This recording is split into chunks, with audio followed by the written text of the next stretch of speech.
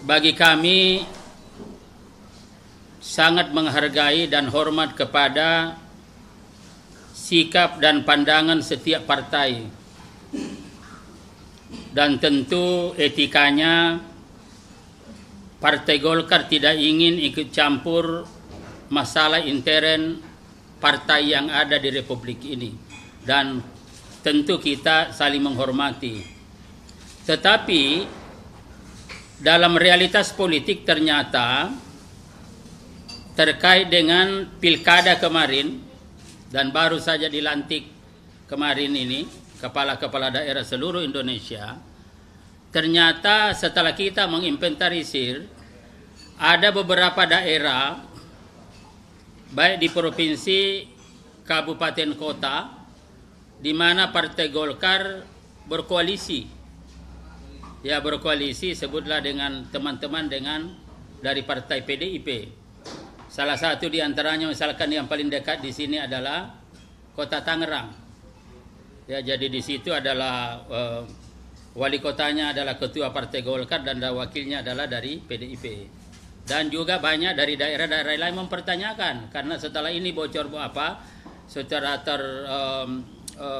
terpublikasi, lalu mereka mempertanyakan kepada kami, bagaimana kami ini. Nah, oleh karena itu, izinkan pada hari ini kami ingin menyampaikan bagaimana sikap, ya, pandangan secara tegas dari Partai Golkar dalam merespon pertanyaan-pertanyaan kader-kader Partai Golkar dan atau yang terpilih yang diusung bersama-sama. Jadi ada beberapa kader, bukan kader Partai Golkar, tetapi tetap bertanya kepada kami, kenapa? Karena Partai Golkar mengusung bersama dengan partai-partai yang ada. Tentu mempertanyakan.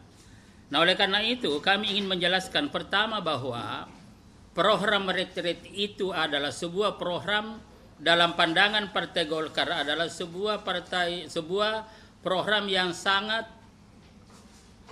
fungsional dalam rangka untuk membangun profesionalitas, dalam rangka untuk memberikan semangat, dalam rangka untuk memberikan wawasan. Jadi retret itu bagi Partai Golkar itu semacam orientasi kerja, ya, bagi para kepala-kepala daerah sebelum memulai tugasnya, maka diberikan di situ, ya, semacam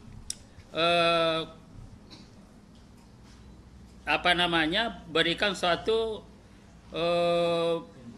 pembekalan, diberikan modal, ya, dan karena itu kami anggap sebagai semacam sebuah orientasi kerja. Ya, karena kita juga tidak bisa menutup mata orang-orang yang ikut di dalam pilkada kemarin, ya, tentu di bidang pemerintahan banyak juga yang belum memahami betul, ya, bagaimana penganggaran misalkan, bagaimana pengelolaan dan lain-lain sebagainya. Ini perlu diberikan orientasi, dan ini adalah program yang ditangani oleh Kementerian Dalam Negeri, ya, dan tentu juga keuangannya adalah dari APBN yang ada di sana. Saya kira ini yang harus kita pahami. Dan tentu program ini kita lihat dalam perspektif sistem pemerintahan kita, yaitu presidensial, itu dari presiden ke bawah, yang mestinya program-program yang harus dilaksanakan itu ada sinergitas, ada koordinasi. Dan secara konseptual itu adalah satu kesatuan yang berorientasi kepada rakyat. Ya, ini saya kira yang harus kita lihat seperti itu. Nah, oleh karena itu maka DPP Partai Golkar, ya, memerintahkan kepada seluruh kader-kadernya, ya, dan juga, ya, kepada seluruh kader-kadernya wajib hukumnya mengikuti acara retret ini. Ya, jadi kalau dalam bahasa agama itu wajib hukumnya, itu ada konsekuensi-konsekuensi bagi kader-kader Partai Golkar. Dan demikian juga kepada, ya, saudara-saudara yang terpilih, ya, baik itu gubernur, gubernur, kemudian bupati maupun wali kota, di mana Partai Golkar mengusung tetapi bukan kader, kita juga tetap menghimbau dan mengingatkan kepada mereka bahwa retret ini ada sebuah program pemerintah yang sangat baik, yang sangat fungsional, yang sangat efektif untuk membantu, ya kepala daerah itu dalam rangka melaksanakan tugasnya. Nah, ini sikap dan pandangan Partai Golkar kepada kader wajib hukumnya dan kepada yang bukan kader, mengingatkan ya bahwa ini adalah program pemerintah, program pusat yang harus kita ikuti bersama-sama, dan ini adalah kepentingan kepala-kepala daerah juga dalam rangka untuk membantu untuk mengantarkan mereka melaksanakan tugas-tugas secara profesional sehingga pada gilirannya nanti akan mencapai hasil yang produktif. Ini satu bagi Partai Golkar. Nah, kemudian yang kedua, bahwa Partai Golkar berpandangan bahwa pada saat kadernya ini dicalonkan menjadi calon gubernur atau wakil gubernur, bupati atau wakil bupati, wali kota atau wakil wali kota, dicalonkan dan dipilih oleh rakyat, maka pada hakikatnya pada saat itu setelah terpilih, maka kader yang bersangkutan dalam tanda kutip sudah diwakafkan untuk rakyat. Ya, sekali lagi dalam tanda kutip telah diwakafkan untuk rakyat, diwakafkan untuk bangsa. Dan karena itu sejatinya loyalitasnya ya untuk berjuang, untuk membangun, melaksanakan amanah rakyat adalah loyalitas kepada rakyat dan loyalitas kepada bangsa. Ini yang harus kita pahami. Jadi ada Gium sering mengatakan bahwa ketika memulai tugas kepada rakyat dan bangsa, maka pada saat itu sejatinya loyalitas kepada partai tidak terdepan. Bahkan ada mengatakan berakhir. Dan ini sejalan, mungkin kita nanti akan buka bagaimana pidato Presiden Bung Karno pada tanggal 17 Agustus tahun 57. Apa kata beliau?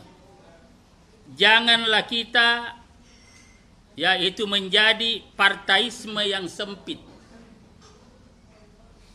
tapi marilah kita jadi nasionalisme yang luas.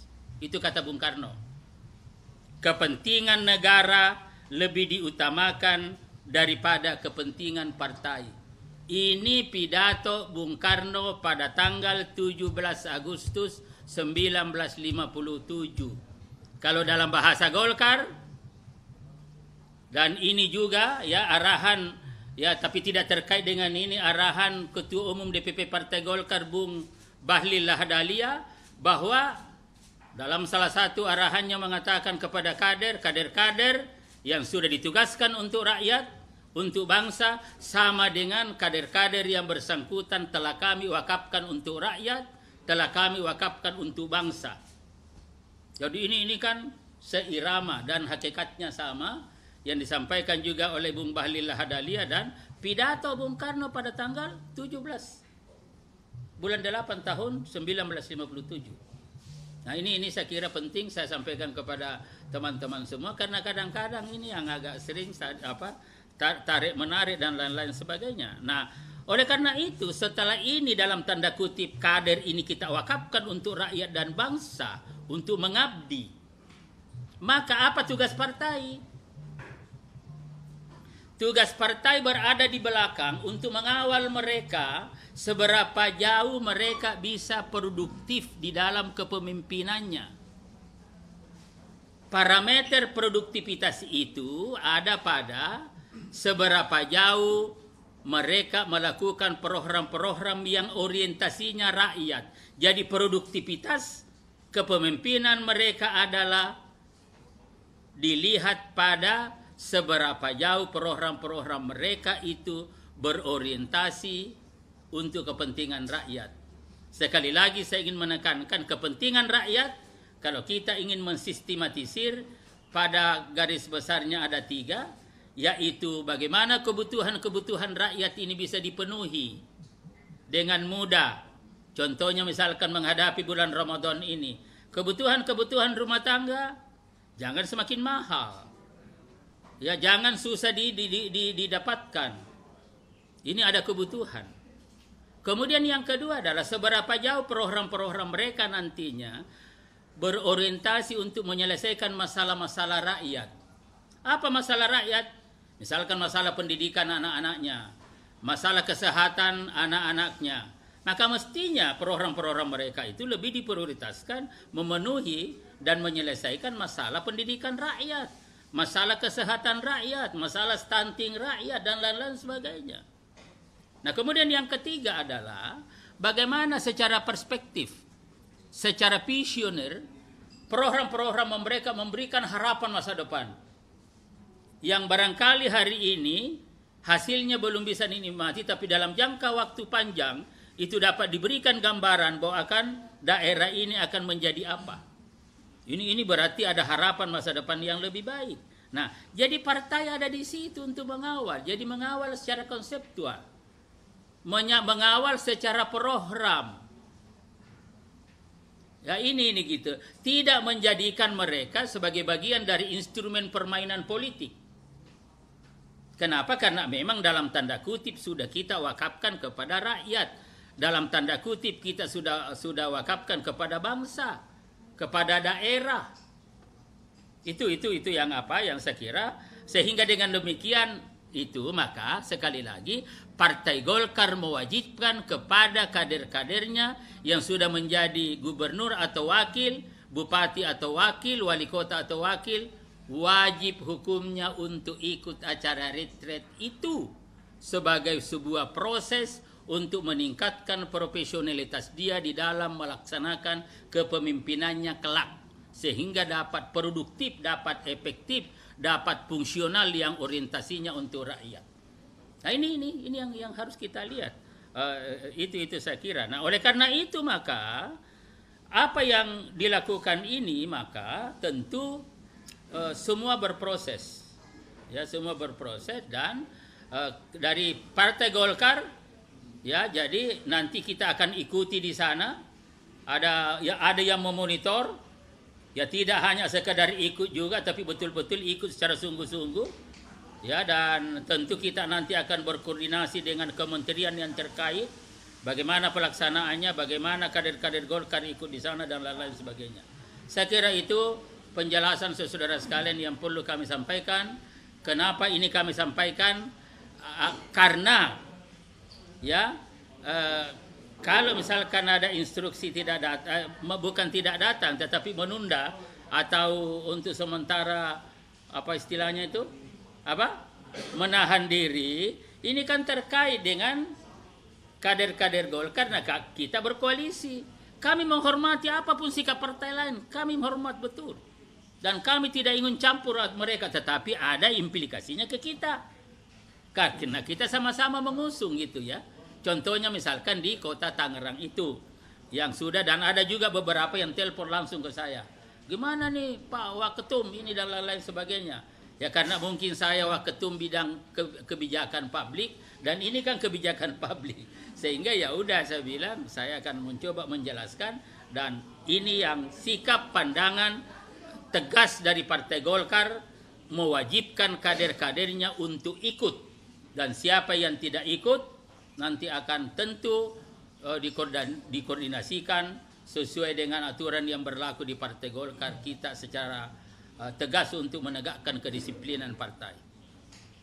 Oke, saya kira itu saudara sekalian. Kalau ada tanya-tanya atau ada apa, silakan. Ya, jadi gini ya. Jadi ini persoalan dasar bagi Partai Golkar. Ya karena memang kita ingin adalah mengabdi untuk rakyat.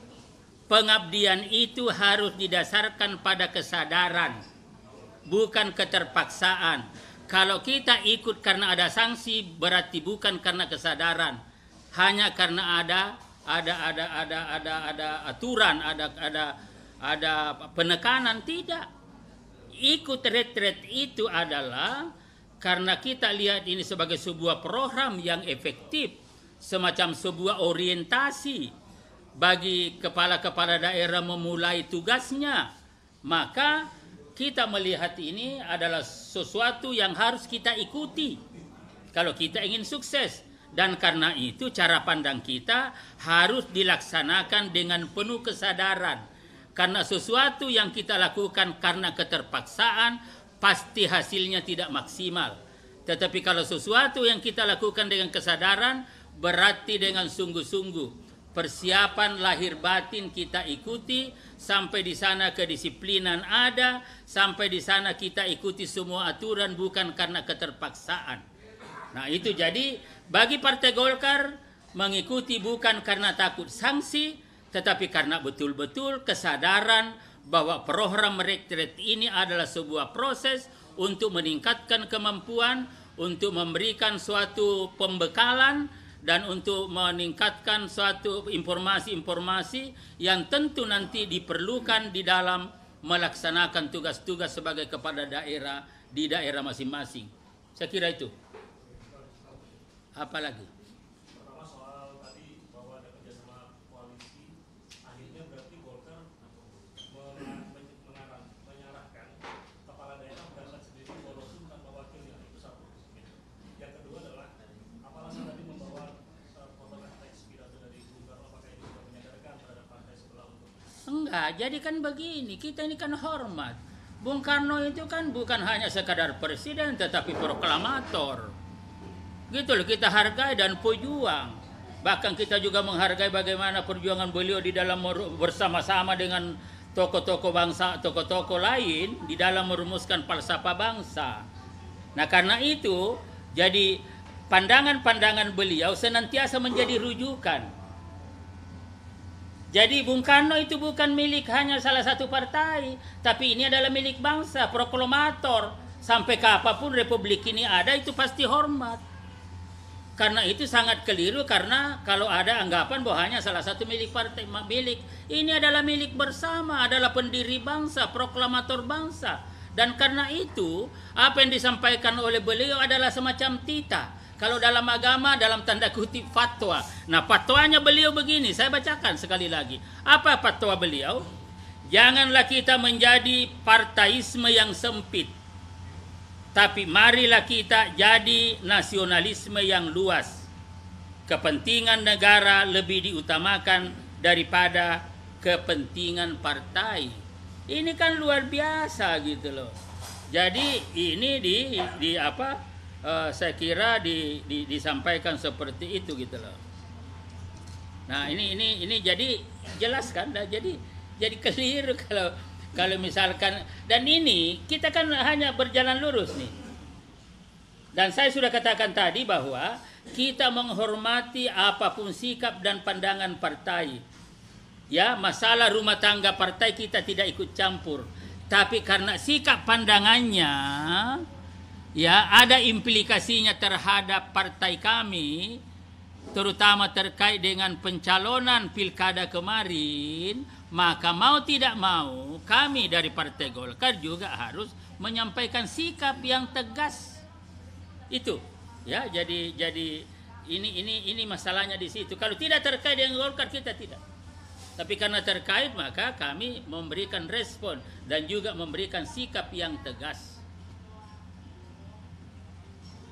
Oke? Ada lagi?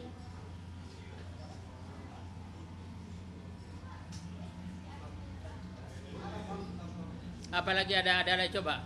Cukup ya? Ini cukup lah. Ini nanti itu coba nanti ini anunya ya, saya baru tadi banyak sebenarnya ini anunya Pak Bung Karno, tetapi yang paling pokok ini saya dari catatan saya 17 Agustus 57 itu. Ini kan luar biasa ini. Kepentingan nasional harus lebih diutamakan daripada kepentingan sempit partai politik. Ia mengecam apa yang disebutnya dengan partaisme yang jika diterapkan dengan membabi buta bisa menjadi ancaman bagi persatuan bangsa. Nah, ini coba bahasanya Pak Bung Karno ini yang jelas ini kalau mau dibacakan ini. Ya. Apa?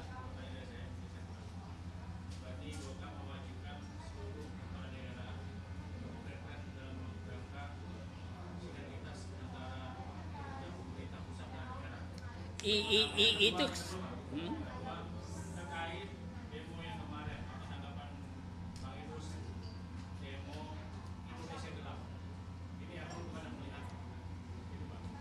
jadi begini, di salah satu apa istilahnya itu ya, salah satu bukan media tapi dalam satu forum saya diundang sebagai narasumber, saya sudah jelaskan begitu.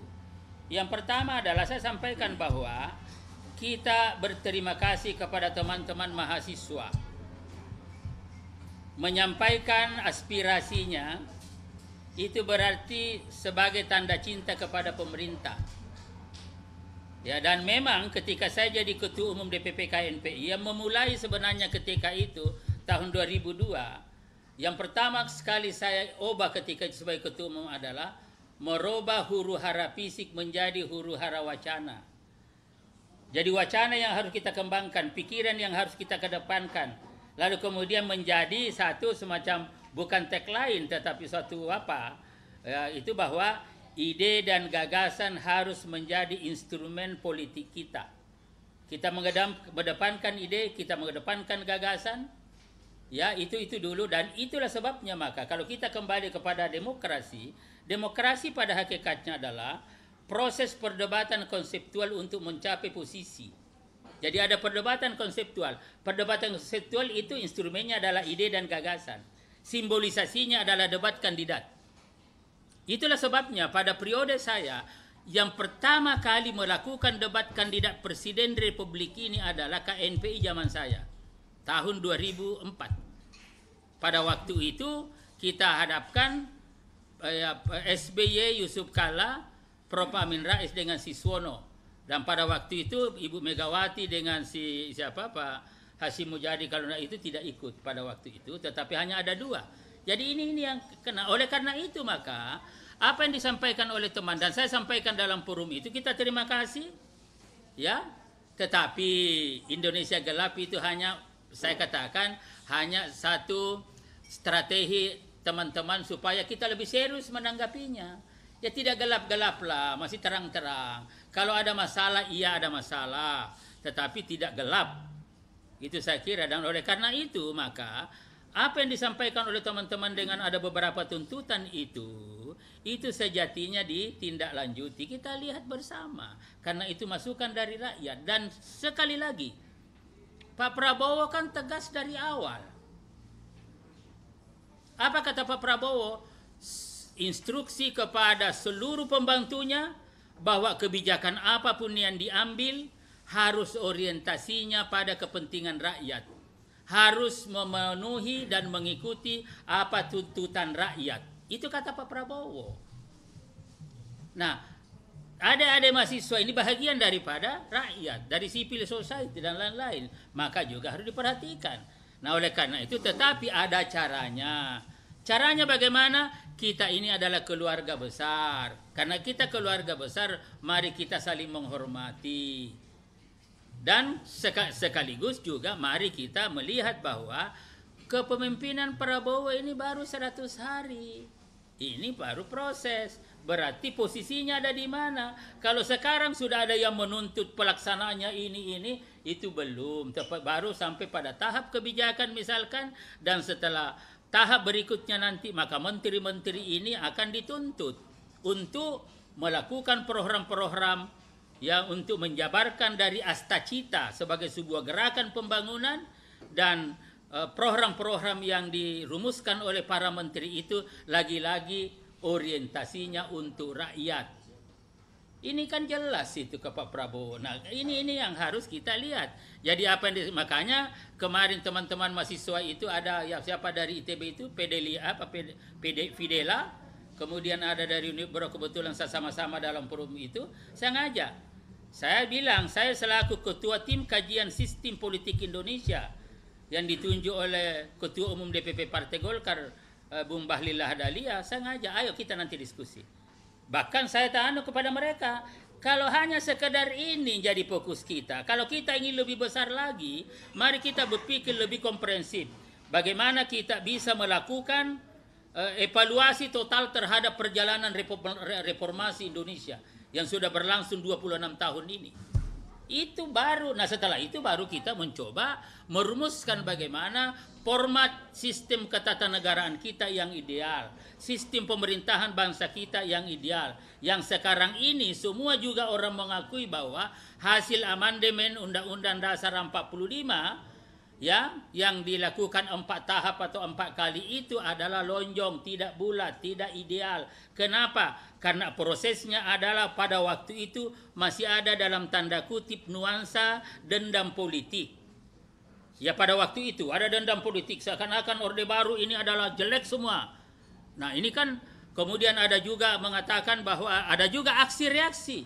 Sebuah aksi reaksi, kalau aksinya sudah tidak, maka reaksinya enggak. Nah, mari kita melakukan evaluasi secara total, mengedepankan pikiran-pikiran objektif, dan juga tetap harus berdasarkan pada nilai-nilai budaya bangsa yang oleh Pak Prabowo diberi nama ini adalah berasas kekeluargaan, kegotong royongan, kekitaan, lalu kemudian inilah lalu menjadi falsafah bangsa, itulah Pancasila. Jadi ini semua itu. Jadi saya kira kita terima kasih. Karena itu berarti cinta kepada. Kalau misalkan saya berikan kemarin di dalam forum itu, kita ini misalkan laki-laki, kita lewat. Lalu ada cewek di situ luar biasa. Kalau dicuekin kita kan kita sakit hati. Tapi kalau misalkan digodain kita, nah tentu godain ini apapun bentuknya, caranya bagaimana, ya kita juga senang. Ya mestinya begitu.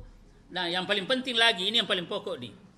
Kalau kita ingin maju sebagai bangsa, kritikan, masukan objektif, solutif yang konstruktif itu harus dilihat sebagai pemicu dan pemacu untuk melahirkan kreativitas kita di dalam kepemimpinan.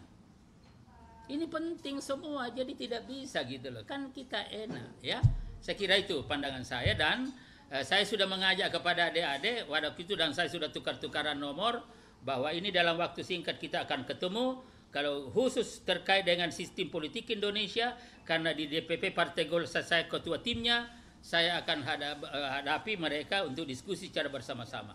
Ya tinggal mereka, kapan waktunya, mereka yang saudara siapa, Fidela ya, kalau tidak salah Fidela itu yang kemarin itu yang dengan ada namanya di sini, masih ada nih, Fidela Marwa Huwaida dari ITB, Presiden Keluarga Mahasiswa ITB, dan ada Satria Naufar, Koordinator Pusat BEM SI, tapi ini dari Unibrau.